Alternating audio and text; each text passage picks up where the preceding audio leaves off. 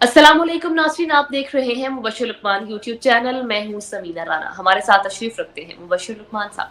अस्सलाम वालेकुम सर, कैसे हैं आप? वालेकुम सलाम, अल्लाह का शुक्र है, अल्हम्दुलिल्लाह। सुप्रीम कोर्ट का फुल कोर्ट इजलास हुआ, इजलास खत्म भी हो गया है।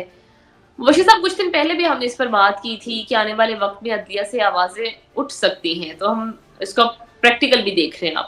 अब इन आवाजों का मुस्तकबिल क्या होगा सर?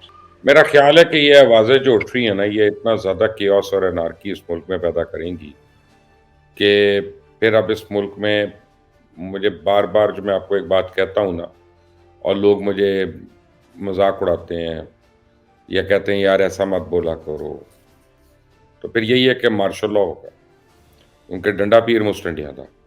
और कोई तरीका नहीं है इस मुल्क को सुधारने का जब हर एक कुल्हाड़ियाँ लेके पीछे पड़ जाए कि हमने इस मुल्क के बखिए उधेड़ने हैं, हमने इसकी जड़ें तो खोखली कर दी हैं, हम इसकी अब जड़ें काटनी हैं खोखली भी।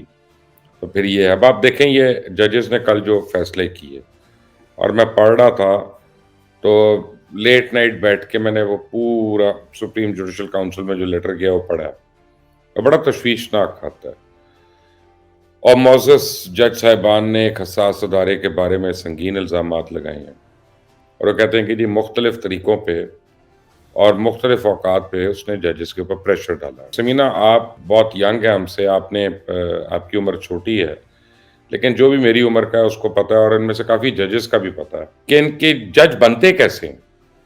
इस मुल्क में कोई इम्तिहान तो है नहीं उस तरह से। ये तो एक सो कॉल्ड जुडिशल कमीशन है जिसमें डायरेक्ट हाई कोर्ट का जज बन जाता है, और फिर वहीं से जिसका दिल करता है उसको उठा के वो सुप्रीम कोर्ट ले जाता है। खुद हम जस्टिस काजी फाइजा साहब ने कहा था कि आउट ऑफ टर्न लोगों को सुप्रीम कोर्ट का जज बना दिया गया। फिर हमने देखा कि जस्टिस मुज़ाहिर अकबर नकवी की कितनी जायदादें निकल आई हैं, और उस वजह से उनको फारिग भी किया। तो क्या अब मेरा सवाल है कि जस्टिस मुज़ाहिर नकवी जो है वो अकेले जज थे जिन्होंने रिश्वतें ली हैं, या वो अकेले जज है जिनकी इतनी जायदादें हैं, या इस मुल्क में बाकी जजेस जो हैं वो नेक हैं बिल्कुल? अब आप सस्पेशन है, क्या इस मुल्क में जजेस सिर्फ इमरान खान को रिलीफ देने के लिए पैदा होते हैं? नूर मुकद्दम को इंसाफ नहीं मिल सकता?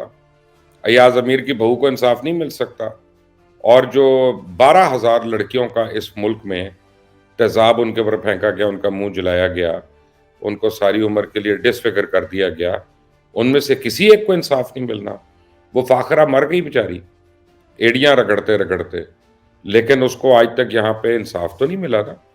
और फिर इन्होंने ये कहा कि जी चीफ जस्टिस उमर अता बंदयाल के दौर में हमने इदारों के इस प्रेशर के बारे में बातचीत की थी, लेकिन हैरानगी की बात है कि उमर अता बंदयाल ने इन बातों की कोई अहमियत ही नहीं दी। उसका मतलब ये हुआ कि उमर अता बंदयाल समझे कि इस बात में कोई अहमियत नहीं है इनकी। तो सबसे पहले तो मैं भी कुछ इन जज साहब से अब सवालात कर सकता हूँ, साहिबान से बल्कि, कि इमरान खान को टोटल कितनी जमानतें उन्होंने मुख्तलिफ मुकदमात में दे चुके हैं। एक मुताद अंदाजे के मुताबिक 100 मुकदमात में तो ये इमरान खान को जमानत दे चुके हैं। अदलिया की इस सहूलतकारी पे कौन नोटिस लेगा? और एक और बात है कि 9 मई को तकरीबन 1 साल तो हो चुका है, और 9 मई के वाकयात में शामिल तमाम मुलजमान को कभी इधर से रिलीफ मिल जाता है, कभी उधर से रिहा हो जाते हैं, कभी उधर से उनके लिए अच्छी खबरें आ जाती हैं, जमानतें भी दी गई हैं। क्या ये मुअज़्ज़ज़ जज साहिबान ये भी हमें बताएंगे कि सहूलतकारी की वजह क्या है? क्या ये हमें मुअज़्ज़ज़ जज साहिबान ये भी बताएंगे कि एक ख़त ऐसे वक्त में जब जस्टिस मोहसिन अख्तर कियानी के खिलाफ करप्शन के केसेस के ऊपर एक रेफरेंस तैयार करके सुप्रीम जुडिशल काउंसिल को भेजा जा रहा था, तो इससे पहले इस अमल को मुतासिर करने के लिए तो नहीं ये खत लिखा गया कहीं, क्योंकि उसमें मोहसिन अख्तर कियानी साहब भी हैं, उनका भी नाम है। सवाल तो इस खत की टाइमिंग पे है कि एक वक्त में जबकि सुप्रीम कोर्ट पे मिलिट्री कोर्ट्स के केस पे फैसले होने और एक यानी अपील के मरहले में है, तो इस खत को लिखकर एजेंसीज के खिलाफ एक तासुर दिया गया।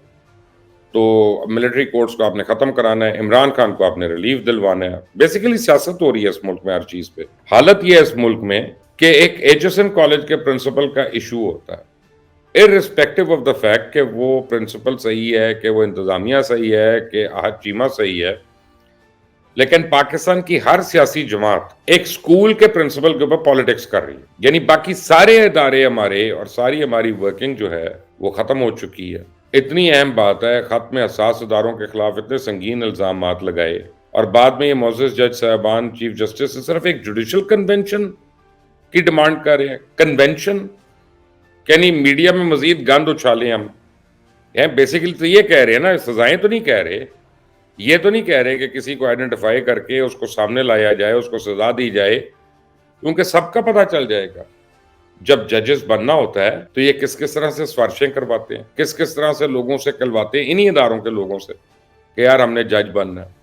جب اپنا اس جج نے کنفرم ہونا ہوتا ہے 1 سال کے بعد، تو انہی اداروں کے جو سربراہان ہیں، کوئی سیکٹر کمانڈر ہے، کوئی اور ہے، ان سے منتیں ترلے کیے جا رہے ہوتے ہیں، اس کو بتایا جا رہا ہوتا ہے کہ میں تو آپ کا بڑا فین بھی ہوں اور خیر خواہ بھی ہوں، تو مجھے آپ لگائیں گے تو یہ ہو جائے گا، تو یہ فائدہ ہوگا، اسی طرح لگتے ہیں۔ یہ بھی تو ہوا ہے نا اس ملک میں کہ اس وقت مثلا چیف جسٹس قاضی فائز عیسیٰ صاحب ہیں، یہ بھی تو ہمیں پتہ ہے نا کہ قاضی فائز عیسیٰ صاحب تو جج ہی نہیں تھے، وہ ایک وکیل تھے، اور سڈنلی ان کو چیف جسٹس بنا دیا گیا، یعنی کوئی جج نہیں بنے وہ بیچ میں، وہ سیدھے کا سیدھا چیف جسٹس بن گئے۔ اور پھر یہاں پہ جو ججز کو بنایا جاتا ہے ان کی پوری کیلکولیشنز ہوتی ہے کہ جناب آگے چل کے اس نے کب چیف جسٹس بننا ہے، کس طرح سے اس نے سپریم کورٹ میں جانا ہے۔ اور پھر یہ کم الزامات ہیں ان ججز کے اوپر کہ کبھی کسی کا بیٹا جج ہوتا ہے، کسی کا بھانجا، کسی کا بھتیجا، اور پھر وہ بھتیجا وغیرہ جب اوپر ہوتا ہے تو وہ لگانے والے کے خاندان والوں کا خیال کرتا ہے، اس کے خاندان والے اوپر آ جاتی ہیں۔ یعنی یہ جو مناپلی ہے فیملیز کی، یہ بھی تو کبھی ٹوٹنی چاہیے، اس کے اوپر بھی تو سپریم جوڈیشل کونسل کو خط لکھنا چاہیے۔ اور سب سے بڑھ کر کے اگر مظاہر اکبر نقوی صاحب کا یا محسن اختر کیانی کا بھی ثابت ہو ہی رہا ہے کہ جناب انہوں نے کرپشن کی تھی، تو باقی ججز کیا نیک ہیں؟ کیا یہ سینے پہ ہاتھ رکھ کے یا قرآن پہ ہاتھ رکھ کے یہ کہہ سکتے ہیں کہ شاموں کو ان کی کوئی یہ گناہ نہیں کرتے، بالکل ٹھیک رہتے ہیں الحمدللہ، اور 62 اور 63 کے زمرے میں نہیں آتے یہ لوگ؟ چونکہ اسلام آباد ہائی کورٹ کے معزز جج صاحبان نے ایگزیکٹو اور اساس اداروں کے خلاف اب سنگین الزامات لگائے ہیں، تو انصاف کا تو تقاضا یہ ہے کہ یہ جج صاحبان جب تک اس مسئلے کا حل نہیں ہو جاتا اپنے آپ کو کسی بھی کیس کی فیصلہ سازی سے الگ کرتے، کیونکہ یہ تو انڈر پریشر ہے، اور یہ تو غلط بات بھی کر سکتے ہیں، کانفلکٹ آف انٹرسٹ بھی ہو سکتا ہے۔ یعنی ایک خط جو عدالتی خط ہے اس کو میڈیا میں لیک کرنا، کیا یہ ججز کے کوڈ آف کنڈکٹ کے اندر آتا ہے؟ اس کے تحت ان کی کیا سزا ہے؟ کیا اس کی بھی انکوائری ہونی چاہیے؟ کیا وہ بھی اس کے اوپر بھی ایک جوڈیشل کمیشن بننا چاہیے؟ اور دیکھیں نا، الیکشنز ہوئے، اس کا پرابلم ہو رہا ہے، پولیٹیکل جماعتوں کو پرابلم ہو رہا ہے، آئی ایم ایف کے ساتھ پرابلمز ہو رہے ہیں، اب یہ کھڑا ہو گیا۔ عدلیہ کو اتنی عزت چاہیے تو یہ جج صاحبان یہ بھی بتا دیں کہ افتخار چودھری کی موومنٹ میں جو تھا اس کو افتخار چودھری نے جج کیسے کیسے بنایا تھا، اور جو ان کے موومنٹ کے خلاف تھے لوگ ان کو انہوں نے کیسے کیسے فارغ کیا تھا، اور ایک ایک دن میں بنے ہیں کہ پٹیشنر بھی بن گیا، پروپوزر بھی بن گیا، سارے کے سارے ججز بن گئے، ایک ایک کورٹ کا چیف جسٹس بن گیا، ایک دوسری کورٹ کا بن گیا، اور پھر اینڈ میں سپریم کورٹ میں بھی لینڈ ہو گئے۔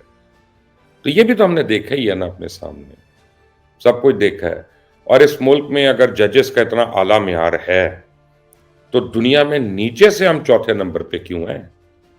ان ججز نے سپریم جوڈیشل کونسل کو ایک خط یہ بھی تو لکھنا چاہیے تھا کہ اب ہم کوشش کرتے ہیں کہ اوپر سے ہم چوتھے نمبر پہ ہوں۔ ہم اس ملک میں کون ہے جو اس ملک کی عدلیہ کے اوپر باتیں نہیں کرتا؟ یار لوگ تو مذاق میں پتہ کیا باتیں کرتے ہیں، میں بالکل مذاق کی بات کر رہا ہوں، کل کو پتہ چلے مجھے کوئی کنٹیمپٹ میں پکڑ لے کہ وکیل نہ کراؤ جج کرا لو، یہ جوک چلتا ہے ہمارے یہاں، یہ لطیفے کے طور پہ چلتا ہے۔ اور کسی وکیل سے پوچھیں وہ قرآن پہ ہاتھ رکھ کے کہہ دے کہ میں سچ کہہ رہا ہوں کہ جھوٹ کہہ رہا ہوں، اور اگر میں سچ کہہ رہا ہوں تو کیا ان کے لیے ڈوب مرنے کے مقام نہیں ہے؟ یہ اب کیا چاہتے ہیں؟ یہ چاہتے ہیں کہ کوئی مارشل لا لگے، جن سی سی فارمولا ہو اور سب کا صفایا کیا جائے، سب کی چھٹی ہو۔ مجھے تو یہی لگتا ہے اس خط کا مطلب اینڈ میں تو یہی ہونا۔ اگر کسی اور کو کچھ سمجھ آتا ہے تو وہ اس کا بتا دے۔ اب مختلف بار کاؤنسل جو ہیں، ایسوسیشن جو ہیں، وہ obviously they are taking a notice, تشویش تو ہے اور ان کا رائٹ ہے، وہ صحیح کر رہی ہیں کہ وہ اس کے اوپر کویسچن کر رہے ہیں کہ بھئی ہمارے ججز کیوں پریشرائز فیل کرتے ہیں۔ تو پھر ججز کو یہ بھی چاہیے کہ یہ بھی بتائیں کون کون سا فیصلہ انہیں پریشر میں آ کے کیا، تاکہ ہمیں ان فیصلوں کا بھی پتہ چل جائے۔ یعنی یہ انصاف تھا کہ نواز شریف کو 2 ہفتے میں یعنی سالہ سال پرانے کیسز سے کیسے ریلیف مل گیا، عدالت جانے کی بھی ضرورت نہیں پڑی۔ اس کے بیٹے آتے ہیں وہ WW لنڈن سے، اور پہلے ان کو ضمانت ملتی ہے، پھر وہ جاتے ہیں اور ایک دم سے ہر کیس میں بری ہو جاتے ہیں WW جو ہیں۔ بڑی اچھی بات ہے، لوگوں نے کہا کہ جتنی جلدی ان کے اوپر کیسز بنائے تھے، جتنی جلدی ان کو سزائیں ملی تھیں، اتنی ہی جلدی ان کو انصاف بھی مل گیا۔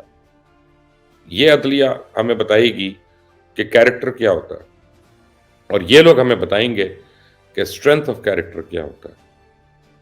آئی بیگ ٹو ڈیفر، اور مجھے بے شک اپنا یہ لوگ کنٹیمپ میں لے جائیں، اندر کر دیں، بٹ میں آپ کو صرف یہ بات بتاؤں، یہ دودھ کے دھلے ہوئے نہیں ہیں، ان کی اپنی جانچ پڑتال ہونی چاہیے۔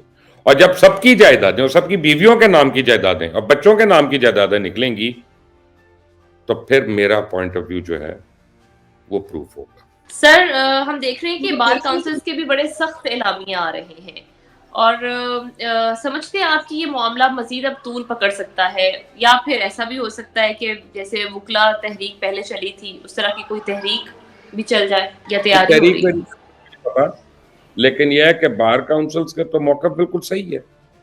دیکھیں نا، اگر فرض کریں کو میڈیا ہاؤس کے بارے میں کسی کو ہو اور کو میڈیا ہاؤس سے کہے کہ ہمیں کام نہیں کرنے دیا جا رہا، تو ہم سارے میڈیا والے ان کے ساتھ ہوں گے نا، اور ہم اس پہ بڑی سٹرونگ سٹینڈ لیں گے۔ تو بار کاؤنسل تو صحیح کر رہی ہیں، لیکن بار کاؤنسلز کو بھی پتا ہے جو بات میں نے کی ہے، جو آبجیکشنز میں نے لگائی ہیں، جو چیزیں میں نے پوائنٹ آؤٹ کی ہیں کہ کیا یہ صحیح ہے کہ غلط ہے، کیا ہمارے ججز کی جو اپوائنٹمنٹس ہیں وہ کیسے ہوتی ہیں، یہ بار کاؤنسل میں بھی ہر ایک کو پتا ہے، ایسی بات نہیں ہے۔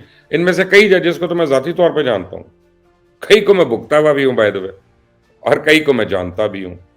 مجھے نہیں پتا عدالت میں کیا ہوتا ہے، میں لوئر کورٹ سے لے کے ہائی کورٹ اور سپریم کورٹ ہر جگہ تو میں پیشیاں دیتا رہا ہوں، ہر جگہ اپنا جو ہے وہ میں توہین آمیز یعنی جملہ بازی سنتا رہا ہوں ان ججز کی، ٹھیک ہے نا، تو اسے ہی پتہ چل جاتا ہے انہوں نے کیا فیصلے کرنے ہیں۔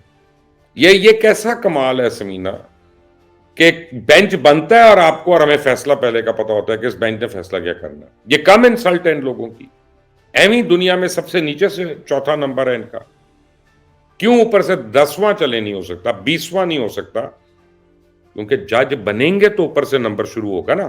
مبشر صاحب، اب پی ٹی آئی یہ مطالبہ کر رہی ہے کہ اس خط کے بعد عمران خان کے سارے مقدمات ہی کالعدم ہو جانے چاہیے اور انہیں تو پھر رہا کر دینا چاہیے۔ کیا ہاں، یہ ساروں مطالبہ کو جائز ہے پی ٹی آئی کی جانب؟ میں تو کہتا ہوں سب کو رہا کر دیں۔ دیکھیں نا، کمال کی بات ہے، 3200 کے قریب سیریس دہشت گرد پکڑے گئے تھے، انہی ایجنسیز ہیں جن کے اوپر الزام لگ رہا ہے انہوں نے پکڑے تھے، اور افتخار چودھری صاحب کے زمانے تک ان میں سے 2600 کو بری بھی کر دیا گیا تھا باعزت، اور دوبارہ آئے تھے، انہوں نے دوبارہ دہشت گردیاں کی تھی، اور بنو جیل توڑا تھا، پتا چلا کون کون ملوث ہے جو افتخار چودھری کی وہاں سے کورٹ سے رہا ہو کے نکلا۔ یہ وہی افتخار چودھری ہے نا جنہوں نے ایڈن والوں کے کیسز معاف کر دیے تھے کیونکہ اپنے بیٹی کی وہاں پہ شادی ہو گئی تھی، اور اربوں روپیہ وہ لوگوں کے کھا کے مر گیا ہے، اور دوسرا بھائی ابھی تک ہے اور اس نے بھی نہ دینے کی قسم کھائی ہوئی ہے۔ یہ وہی ججز ہے نا کہ جب 19 قتل والا ایک دہشت گرد افتخار چودھری کی عدالت میں سامنے آیا تھا تو اس نے کہا تھا یہ تو اتنا معصوم لگتا ہے، یہ کیسے دہشت گردی کر سکتا ہے، قتل کر سکتا ہے، غلط کیس بنا، ہمیں ہماری پولیس کا پتہ ہے، اللہ اللہ خیر صلی اللہ۔ دوبارہ اس نے انوالو ہو گیا، وہ اے پی ایس کیس میں بھی غالباً جا کے انوالو تھا جو بچوں کے اوپر کیس تھا۔ تو پہلے مجھے یہ بھی بتا دینا کہ پھر وہ 3300 دہشت گرد کیوں پکڑے ہوئے تھے؟ کرنے دیں دہشت گردی ساروں کو، اگر عمران خان نے بھی دہشت گردی کر کے چھوٹنا ہے تو باقی دہشت گردوں کو بھی چھوڑ دیں، پھر فوج کو کہیں گھر بیٹھو اور آنے دو افغانستان سے، انڈیا سے، جس کا جو دل کرتا ہے آئے یہاں پہ اور لوٹ مار کر کے چلا جائے، وہ دوبارہ پرانے زمانے کا دور شروع ہو جائے کہ مائٹ از رائٹ والا، ٹھیک ہے نا، تو پھر ایسا کر لیتے ہیں، سب جائز ہے۔ مبشر صاحب بہت شکریہ، ناظرین اس کے ساتھ ہی ہمارا آج کا ویلاگ ختم ہوا۔ اگر آپ کو ہماری یہ ویڈیو پسند آئے تو اسے لائک کیجیے، شیئر کرنا مت بھولیں اور ہمارے چینل کو سبسکرائب کیجیے۔ اجازت دیں، اللہ کے بعد۔